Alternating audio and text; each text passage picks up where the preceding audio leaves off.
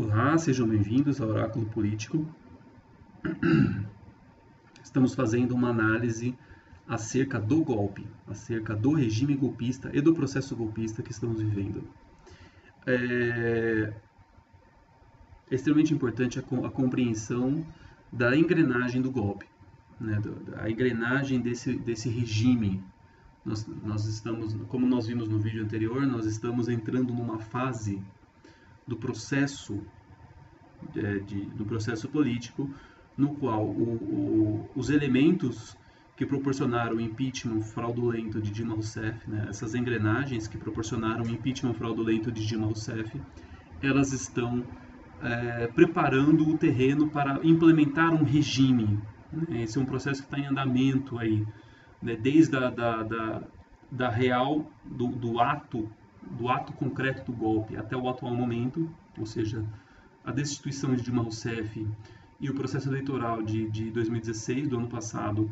A partir dessa vitória, logo em seguida, já começaram o bombardeamento do Estado Democrático de Direito, a completa destituição do Estado Democrático de Direito, com o desmantelamento de todos os benefícios. O processo que nós estamos assistindo é o desmantelamento dos benefícios sociais.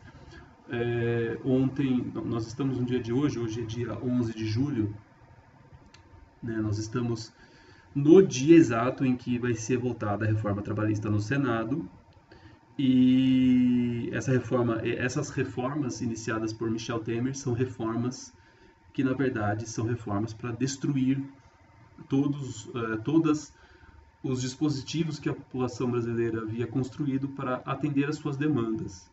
Então, por exemplo, a aposentadoria. A aposentadoria não foi uma coisa que Deus inventou, né? Acho que as pessoas com mínimo de inteligência, elas vão compreender, e as pessoas que minimamente estudam história, elas vão compreender que Deus não inventou a aposentadoria, né? Deus não chegou e falou assim, bom, agora é uma lei do universo que as pessoas vão se aposentar. Não é nada disso, na verdade, é uma conquista da população. A população se organizou, a população se revoltou com o estado de calamidade da situação da vida de idoso, em que no começo do capitalismo não existia aposentadoria e o cidadão trabalhava feito quase numa situação de semi-escravidão e morria pobre, velho pobre, e morria de fome.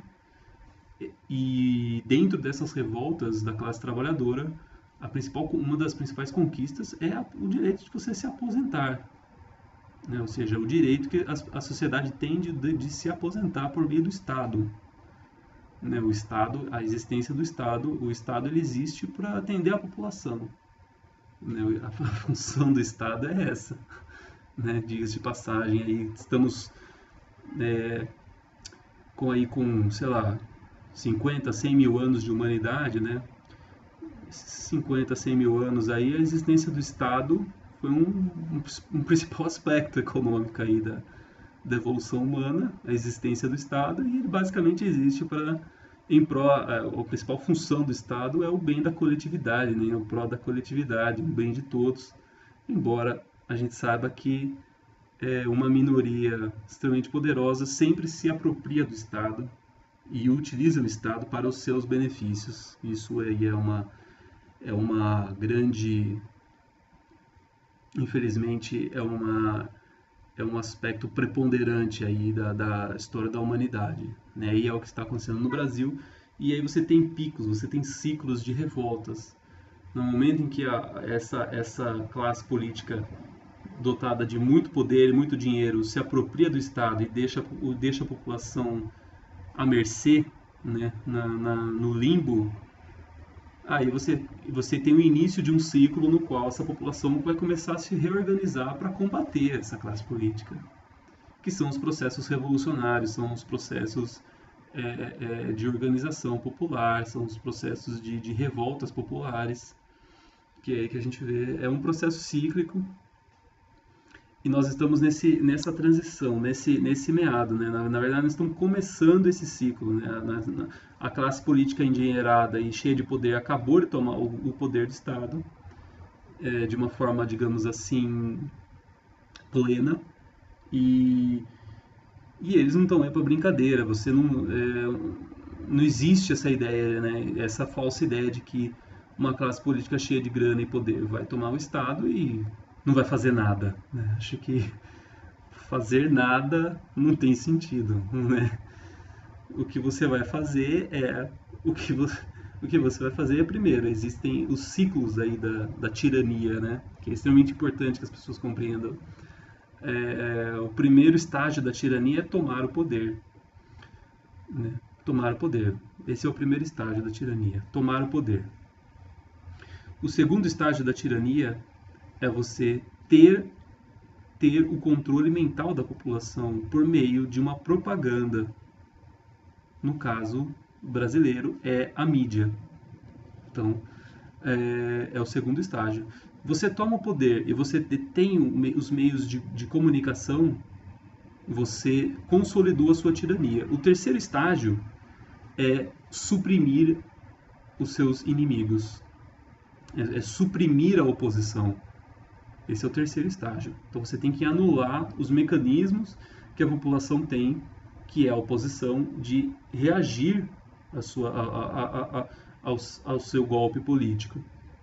Esse é o terceiro estágio. Nós estamos aí nesse estágio no momento. Nesse terceiro estágio aqui. Ou seja, no qual o regime, para ele se estruturar, ele precisa dizimar a oposição. Dizimar os seus inimigos. Os inimigos do regime, no caso o Lula e o sindicalismo, a classe trabalhadora organizada e grande parte da esquerda de um modo geral, né? Não a esquerda toda, porque existe uma pequena parte da esquerda que é útil ao regime. Então essa pequena parte da esquerda ela vai sobreviver, mas a parte da esquerda que é contra o regime, dentro da lógica da tirania, nesse estágio que nós estamos vivendo, ela está prestes a ser suprimida, né? E a reforma trabalhista de hoje, ela tem como um dos principais dispositivos o fim do imposto sindical, o imposto que as grandes empresas pagam para que existam os sindicatos, né? Que é uma conquista da classe trabalhadora.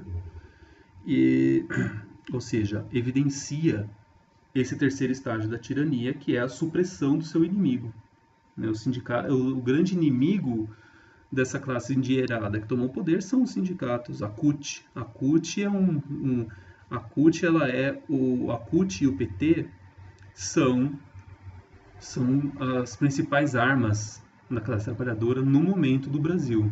O PT já foi, digamos assim, ferido, né? Foi, digamos assim, na verdade são três, né? A CUT, o Lula e o PT, né? O PT já foi devidamente ferido, o Lula, eles estão com dificuldade, o Lula, embora ferido, ele está sobrevivendo, o Lula ele tem uma capacidade regenerativa, né? E é isso que preocupa o golpismo, né? Eles esperavam que o Lula já estivesse acabado, né? E não está, né? E é extremamente importante que nós defendamos Lula. Nós, da sociedade civil, nós temos que continuar a defender Lula. É fundamental que continuemos a defender Lula. Vocês estão vendo o vídeo aí, compreendam isso. E eles estão atingindo a terceira arma da classe trabalhadora agora, que são os sindicatos, especialmente a CUT. São essas três grandes armas que a classe trabalhadora conquistou ao final da ditadura militar de 64 a 85, essas três armas que a classe trabalhadora juntou, né? PT, CUT e Lula. Então aí justamente o regime ele está justamente atacando esse inimigo, é o inimigo do regime, são os elementos da classe trabalhadora, é a luta de classes, né? Então nós estamos nesse terceiro estágio, que é o terceiro estágio da tirania, que é dizimar o inimigo. E depois existe um quarto estágio da tirania. Ao dizimar o inimigo, você passa um rolo compressor na sociedade. E aí a tirania ela adquire um estado pleno, que na ditadura militar foi a implementação dos atos institucionais, né, do AI-5 e tal. e da repressão, né? Ou seja, o processo repressivo ele entra num estágio mais profundo, que é o quarto estágio, que é o que vai acontecer. Então, quando a gente diz que no vídeo anterior, se você voltar no vídeo anterior, você vai ver que eu disse que a verdadeira crise não começou ainda. Por quê? Porque a verdadeira crise vai ser esse quarto estágio aqui, que é o estágio da repressão profunda. Né? Nós estamos submergindo aí, né? A submersão da sociedade brasileira encontrou um entrave aí, né? Um solo firme que é a resistência lulista, né? A resistência de Lula e de grande parte do PT e dos sindicatos. Mas se eles conseguirem, o que é extremamente importante que a sociedade lute contra isso e apoie o PT de novo, né? Mas porque se eles conseguirem passar desse terceiro estágio, que é o que tá no entrave nesse momento, eles vão começar um processo de repressão profunda na sociedade brasileira e a população vai sofrer aí um nível de crise que se as pessoas acham que nós estamos vivendo a pior crise de todos os tempos, não. Nós ainda vamos viver a pior crise de todos os tempos, que é esse quarto estágio da tirania aqui, do golpismo, que é o que eles estão tentando implementar, que são as reformas, que é a execução das reformas. Você eliminar dinheiro para a educação, você deixar a população na ignorância, você deixar a população sem saúde, a população vai ficar sem aposentadoria, a população vai ficar sem direitos trabalhistas, ou seja, nós vamos viver num período no limiar da escravidão, a população vai entrar no limiar da escravidão, sem acesso a uma educação decente, sem acesso a um sistema de saúde decente, ou minimamente decente, né? O mínimo da infraestrutura social, e sem previdência social, ou seja, sem um fundo monetário, que é a previdência, cuja principal função é dar assistência à população, né? Seja na aposentadoria, seja no seguro-desemprego, seja na pessoa que tem um acidente de trabalho e a previdência entra em ação, seja a previdência que paga a licença maternidade das mulheres, das mães. A previdência ela não é só aposentadoria, a previdência ela é um grande fundo social, um grande fundo de assistência social conquistado e construído na era Vargas, construído pelas demandas da população que construíram a previdência. E nós vimos aí no vídeo anterior que o poder monetário, o poder político monetário, ele visa destruir as demandas da população. Ele é contra as demandas da população.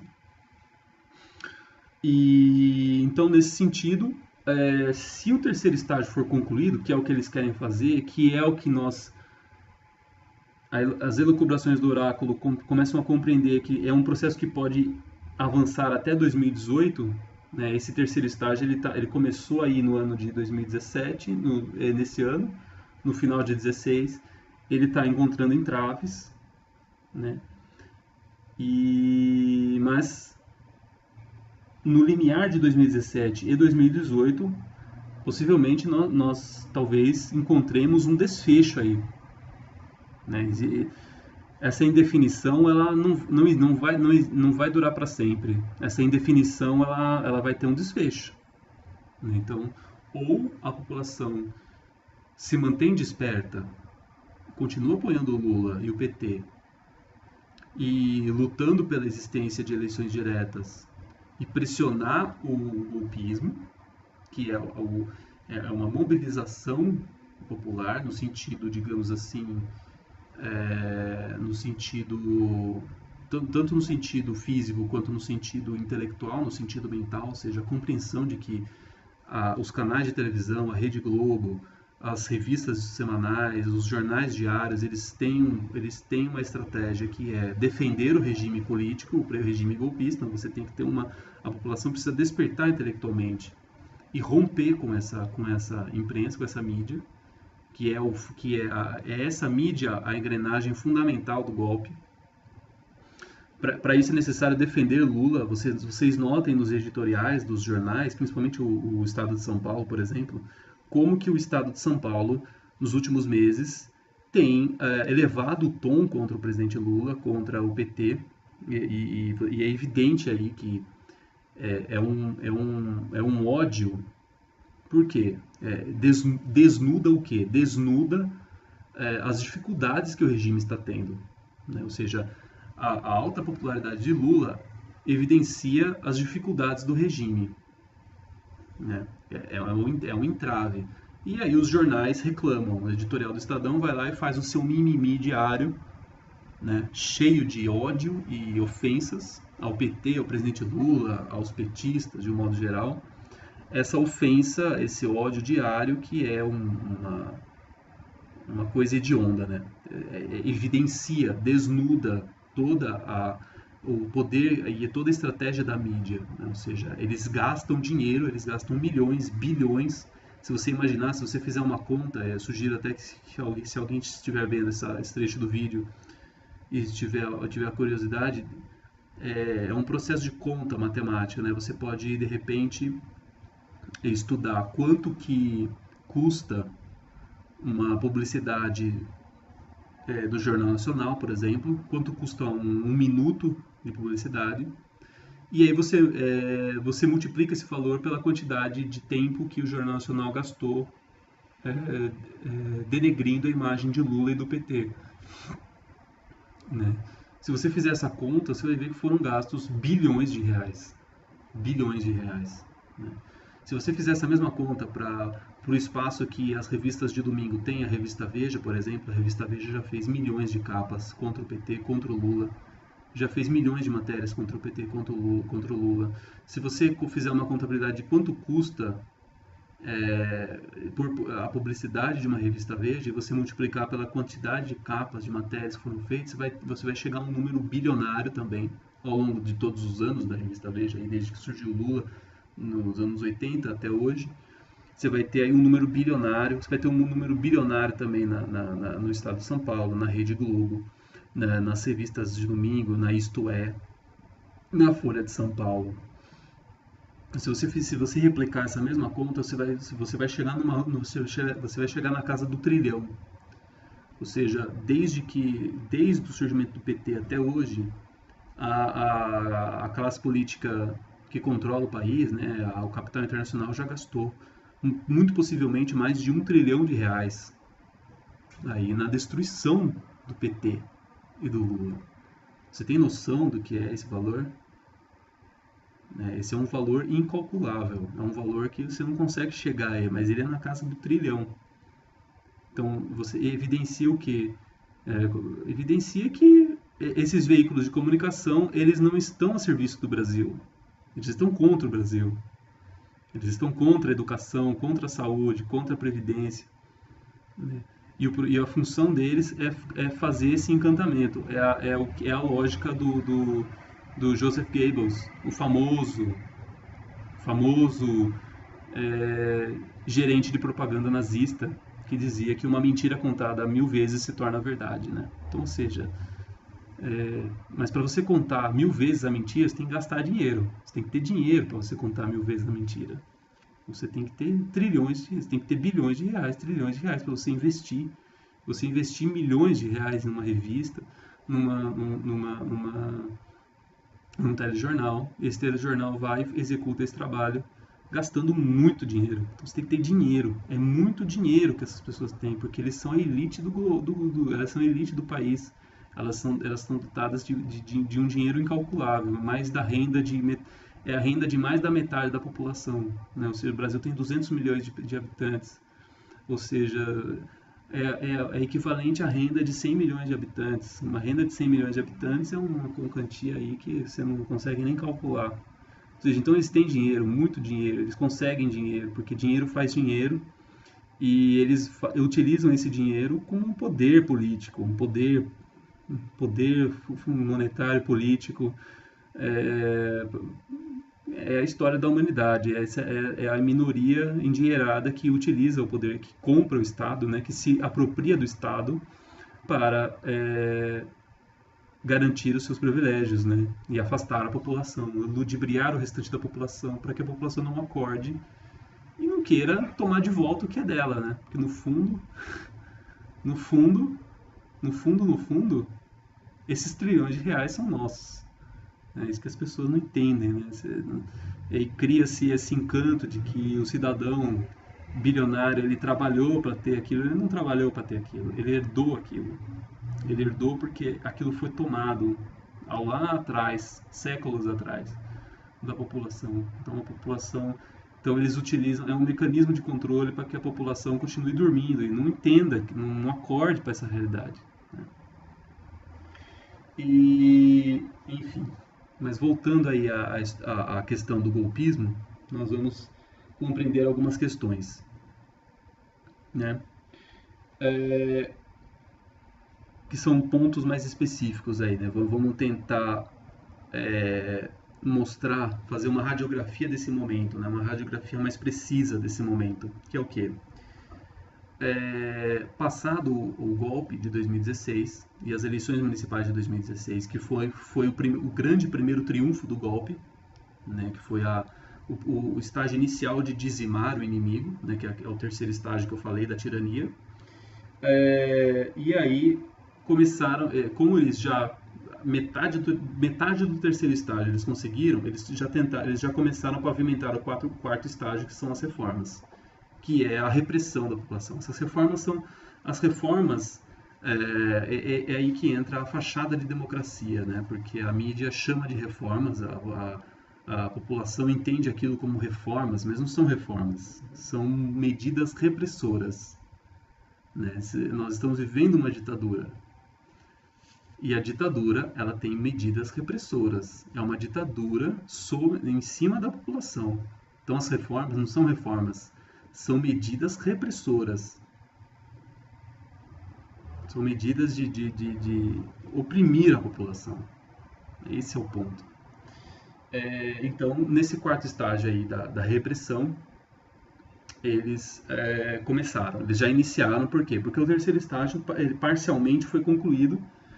Eles iniciaram o quarto estágio sem terminar o terceiro estágio e estão esbarrando numa dificuldade porque o terceiro estágio está se regenerando, né? O inimigo ele começa a se regenerar, né? O inimigo deles, no caso, somos nós, e nós apoiamos o presidente Lula.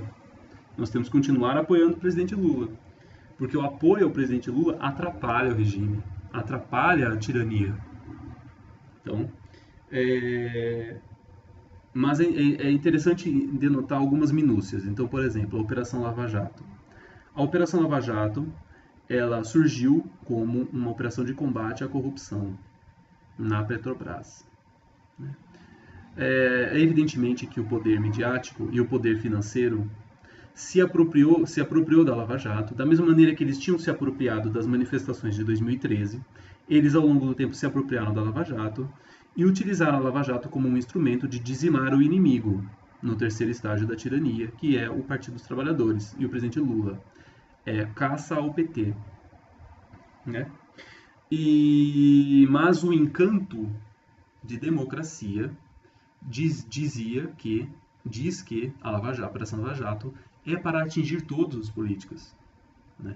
Então, o encanto diz que é para atingir todos os políticos, a realidade mostra que não. É para atacar os inimigos do regime, que é o presidente Lula e o que ele representa. Esse processo começou a se evidenciar ao longo desse período, porque, evidentemente, que dois principais aspectos. O cidadão ele era preso e condenado a 15 anos de prisão, mas se ele delatasse Lula ou algum membro ou a Dilma ou algum petista de alto escalão, a sua pena diminuiria, né? Então, foi delatado Palocci, a pena diminuiu. O cidadão não quer delatar o Lula, delata o Guido Mantega, a pena diminui. Foram membros importantes do governo petista. Antônio Palocci, José Dirceu, Guido Mantega, né? São nomes que foram importantes no regime do PT. Que não foi o regime, né? Diga-se de passagem, mas vamos deixar por aí. E aí nós tivemos alguns casos importantes, que foi o quê? No final do ano passado, 27 testemunhas de defesa do Lula, mais outras testemunhas de acusação, todas negaram a participação de Lula, inclusive o Léo Pinheiro, né? O Léo Pinheiro da OAS negou a participação de Lula. O Marcelo Odebrecht foi preso no final de 2015, ele ficou praticamente 2 anos preso, né, preparando a sua delação. A delação de Marcelo Odebrecht iria atingir todos os membros do Senado, do Congresso Nacional. Por quê? Porque aí entra o viés da Lava Jato. A Lava Jato ela tinha esse viés. Inicialmente, ela tinha a capacidade de atacar a todos. Mas as instâncias superiores do regime golpista foram, principalmente Gilmar Mendes, o STF, na figura de Gilmar Mendes, a imprensa que bota combustível no ataque aos inimigos e não bota nenhum combustível quando a questão é em relação ao PSDB, por exemplo, ou algum elemento do golpismo. E aí isso vai orientando todos os membros da Lava Jato a conduzir, esse caminho você não pode, esse caminho você não pode, você tem que ir para lá, que é o que? O inimigo. Então a Operação Lava Jato, já devidamente manipulada, começou a atacar o inimigo. Evidentemente que no meio dessa engrenagem, a Operação Lava Jato ela foi uma operação que o golpismo não conseguiu ter 100% do controle da Lava Jato. Eles conseguiram 70% do controle, uma coisa grande, mas não total. A população ela se apropriou também da Lava Jato para atacar membros do golpismo. Então você tem diversos blogs, diversos comentários dizendo que as delações atingiam membros do governo golpista, né?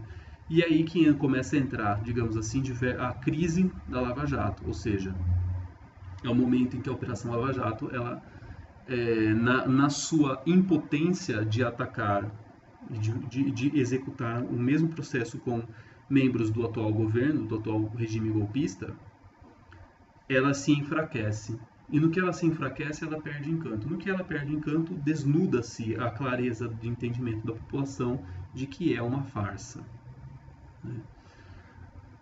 No meio desse processo todo, houve a delação de Marcelo Odebrecht, que atingiria toda a cúpula do regime golpista, PMDB, PSDB, criou uma pressão interna dentro do regime golpista, no começo do ano de 2017, que é o que culminou na morte de Teori Zavascki. Teori Zavascki estava na iminência de homologar a delação de Marcelo Odebrecht, uma delação que envolveu a cúpula do PSDB inteira e a cúpula do PMDB inteira, também boa parte do PT, né, da parte mais burguesa do PT, no PT, o PT é complexo, então uma parte do PT é uma parte burguesa, né?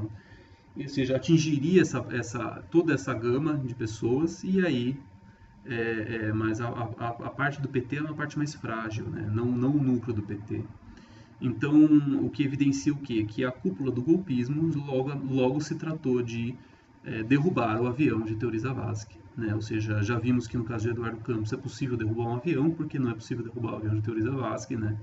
Então ele morreu. E aí, a grande evidência de que se tratou de um processo golpista, o regime golpista liderado por PSDB, PMDB e toda a mídia que orquestrou essa derrubada de avião, a grande evidência é o fato de que a imprensa sequer buscou investigar o caso. Ou seja, não foi nem a Polícia Federal, foi a imprensa. A imprensa não quis investigar o caso de Teori Zavascki a fundo. Ou seja, foi uma blindagem. A mídia blindou o caso de Teori Zavascki. As pessoas, aquilo aconteceu e as pessoas simplesmente não tiveram informação do porquê aconteceu, de como aconteceu, das profundezas dessa conspiração. E sim, o caso simplesmente foi esquecido. A imprensa, a mídia, ela se deu ao trabalho de fazer as pessoas esquecerem. Ou seja, a mídia ela tem esse papel também, né? Ou seja, ela não apenas faz um ataque ao inimigo, né? Mas ela também consegue promover o esquecimento de um fato político. A mídia ela consegue congelar um fato político e fazer as pessoas esquecerem, né? Ou seja, blinda-se esse acontecimento, não mostra ele, né? Cria uma coisa de fachada, ou seja, foi um acidente natural, e as pessoas ao longo do tempo vão esquecendo, não se investiga, não se aprofunda, e isso é deixado para trás, né? E então esse foi o primeiro grande acontecimento de janeiro de 2017, né, o primeiro grande acontecimento de 2017. E desde então, desde esse processo, todo o regime golpista começou a entrar em crise no seu estágio, né, no seu desdobramento.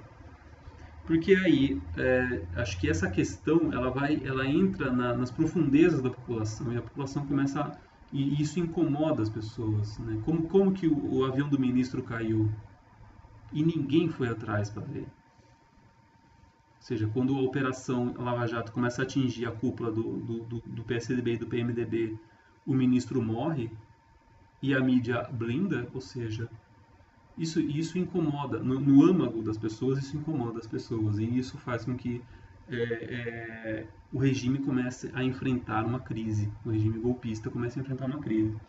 Essa crise ela vai crescer e aos poucos nós vamos compreender alguns fatores políticos importantes que vão fazer a retomada do presidente Lula na sua popularidade. Primeiro, nós evidenciamos o que aconteceu em 2017 foi a conclusão das obras do Rio São Francisco, aí em fevereiro, março, ou seja, a conclusão das obras do Rio São Francisco fez a população lembrar do governo PT, fez a população lembrar do Lula e da Dilma. Ou seja, foi o governo Lula e o governo Dilma que realizaram as obras de transposição do Rio São Francisco. E essas obras de transposição no momento em que elas são concluídas, fazem que isso traga um resgate à memória daquela época de prosperidade que foi o governo do PT. Ou seja, esse foi o segundo fator político importante do ano. O terceiro fator político é a perseguição ao Lula. Então, no momento em que o Lula começou a ter começou a resgatar a sua força, foi um momento de maior ataque ao Lula. Então, Sérgio Moro então teve a delação de Marcelo Debrecht, dizendo que Lula recebeu, que ele entregou nas mãos de Lula uma mala com 23 milhões de reais. Esse foi o primeiro bombardeamento, né? O Marcelo Debrecht vai lá e diz que ele entregou uma mala com 23 milhões de reais na mão do Lula.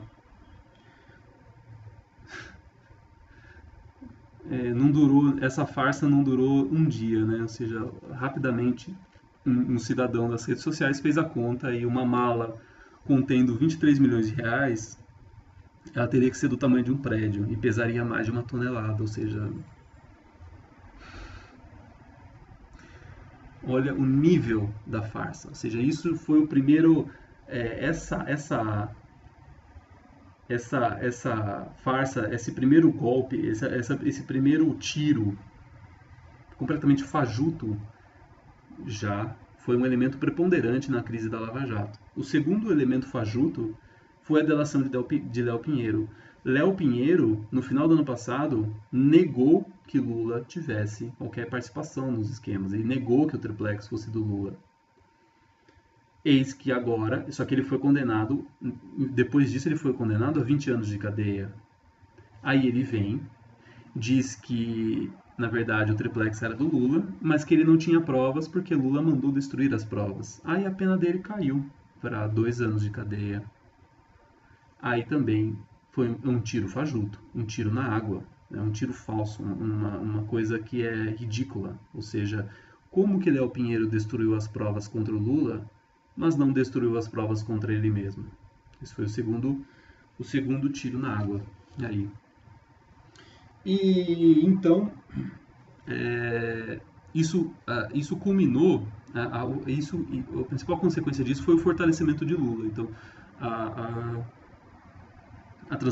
a conclusão das obras de transposição do Rio São Francisco,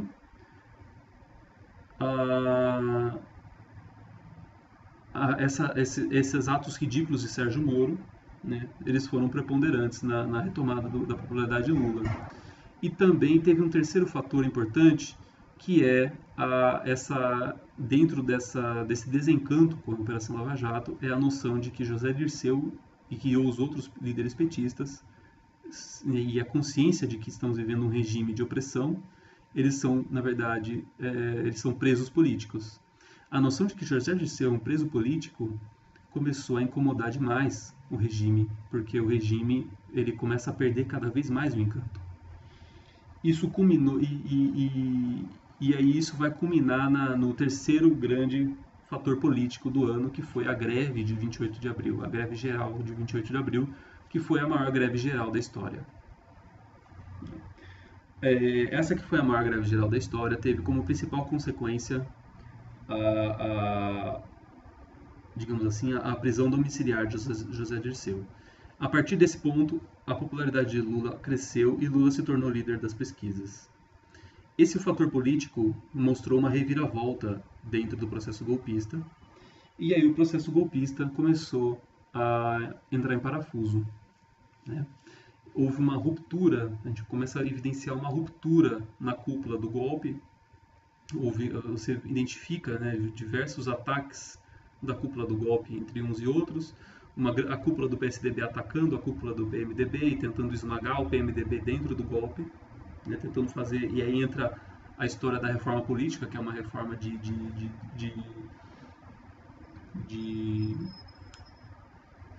desmantelamento completo aí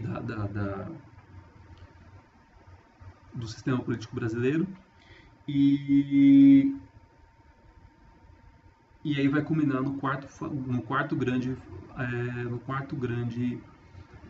acontecimento político do ano, que talvez seja o principal acontecimento político do ano, que é a delação de Joesley Batista, que foi, o Joesley Batista ele não foi a Curitiba, ou seja, ele foi na Polícia Federal, num outro setor da Polícia Federal, né, no âmbito da Operação Lava Jato, mas fora do núcleo da Operação Lava Jato, Sérgio Moro, e ele foi lá e destruiu o Michel Temer e o Aécio Neves, né? Ou seja, ele combinou com esses investigadores da Polícia Federal de gravar o Michel Temer e gravar Aécio Neves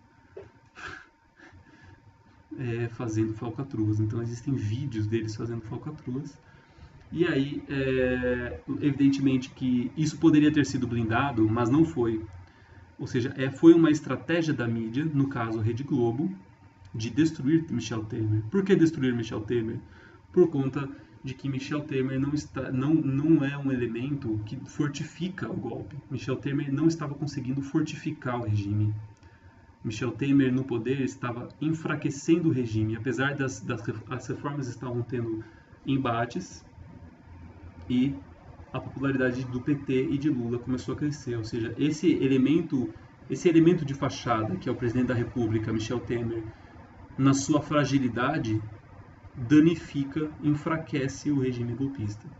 A Globo, né, houve uma ruptura no interior do regime golpista, e uma parte muito poderosa, que no caso responde pela Rede Globo, já se encarregou de ir lá e desferir um tiro mortal a Michel Temer, sacrificando inclusive Aécio Neves, no intuito de recuperar o encanto, no intuito de recuperar a força do regime golpista. É extremamente importante isso aí, compreender isso aí. E desde então, você tem esse processo de resistência, né, essa ruptura do núcleo do golpe, né, ou seja, houve uma resistência do setor que defendia Michel Temer versus o ataque ao setor que queria destruir Michel Temer por conta da sua fragilidade política. E então agora, esse setor que quer destruir, que nós estamos vendo agora, que o setor que quer destruir Michel Temer, ou seja, PSDB e Rede Globo, eles conseguiram a vitória sobre o setor que não queria destruir Michel Temer, que é o PMDB, que é o grande partido do PMDB e do baixo clero, uma parte do baixo clero.